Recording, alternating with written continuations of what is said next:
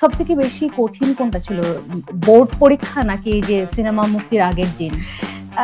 না, আমার মনে হয় যে বোর্ড পরীক্ষার সময় আমার রাতে ঘুম হয়নি। ছবি রিলিজের আগে আমার রাতে ঘুম হয়। তাহলে ওইটা বেশি কঠিন ছিল। লেখাপড়া বেশি কঠিন, এটা মানতেই হবে। আমার প্রতিবারই এটা হয়। আমার যত সময় ঘুনায় আসে ছবি রিলিজ হবে, তত আমার না টেনশন লাগে। এটা একটা অদ্ভুত টেনশন। এটা না আমি কাউকে বুঝাইতে পারবো না। কেমন যেন লাগে যে আমার ছবি রিলিজ হবে, দর্শক দেখবে, এটা ভালো বলবে, যেটা ভালো লাগবে না সেটা বলবে। ঈদের প্রস্তুতি এখন কেমন চলছে? সিনেমা হলে সিনেমা আসছে, আমরা সেটা নিয়ে জানতে চাই। আপনার কি আর ঈদের জামা কেনার প্রয়োজন আছে নাকি এক্সাইটমেন্ট সব সিনেমা দিয়েই হয়ে যাবে? এখন তো বয়স হচ্ছে, এখন আর ঈদের নতুন করে নিজের জন্য কেনা হয় না। নিজের জন্য কেনা হয় না, বাকি সবার জন্য কেনা হয়। আচ্ছা, সিনেমা আসছে, আপনি পোস্ট করেছেন একটা যে আমলনামা দেখুন আর দাগি নিয়ে এক্সাইটমেন্ট। দাগি সিনেমা হলে দেখুন, আমলনামা চরকিতে দেখুন। হ্যাঁ হ্যাঁ, কেমন লাগছে? আমলনামা তো অলরেডি মানে আমরা খুব সহজেই দেখতে পারবো, আর ঈদের সিনেমা আসবে, নায়িকাদের ঈদের সিনেমা মানে তো বিশাল ব্যাপার। কেমন প্রস্তুতি? আমার প্রতিবারই এটা হয়। আমার যত সময় ঘুনায় আসে যে ছবি রিলিজ হবে, তত আমার না টেনশন লাগে। এটা একটা অদ্ভুত টেনশন। এটা না আমি কাউকে বুঝাইতে পারবো না। কেমন যেন লাগে যে আমার ছবি রিলিজ হবে, দর্শক দেখবে, আচ্ছা ভালো বলবে, যেটা ভালো লাগবে না সেটা বলবে। আমি কি একদম ঠিকঠাক ক্যারেক্টারটা পুল আপ করতে পারছি? আমার কি কোনো প্রবলেম ছিল? মানে এইটা যে একটা অন্যরকম প্রেশার, এটা আসলে বোঝানো যাবে না। It's not about Eid. Eid ছাড়াও যদি আসে, আমার মনে হয় অভিনেতা অভিনেত্রীদের একটা থাকে। মুক্তি পাওয়া মানে ওটা একটা পরীক্ষা। সবথেকে বেশি কঠিন কোনটা ছিল? বোর্ড পরীক্ষা নাকি এই যে সিনেমা মুক্তির আগের দিন? না, আমার মনে হয় যে বোর্ড পরীক্ষার সময় আমার রাতে ঘুম হয়নি। ছবি রিলিজের আগে আমার রাতে ঘুম হয়। তাহলে ওইটা বেশি কঠিন ছিল। লেখাপড়া বেশি কঠিন, এটা মানতেই হবে। আচ্ছা, একটু অভিজ্ঞতা জানতে চাই, আপনার শুটিং এর অভিজ্ঞতা কেমন ছিল?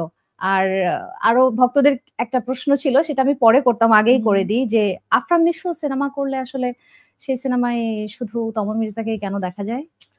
নিশো ভাই ছবি করলো ২ টা। সেটাই তো। এখন তো অনেকগুলো তো করেনি। অনেকগুলো করলে না তখন দেখা যাবে যে তারপরে দুটোতেই আমরা পেলাম তমা মির্জাকে। আপনাদের কেমিস্ট্রিটা অফ স্ক্রিন কেমন?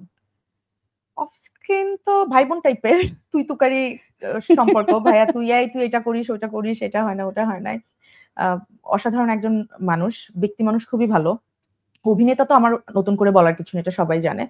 বাট ব্যক্তি নিশো ভাই আমাকে অনেক স্নেহ করেন এবং আমার যখন কোনো সিন খুব ভালো হয়, তখন উনি ওইটা অ্যাপ্রিশিয়েট করেন।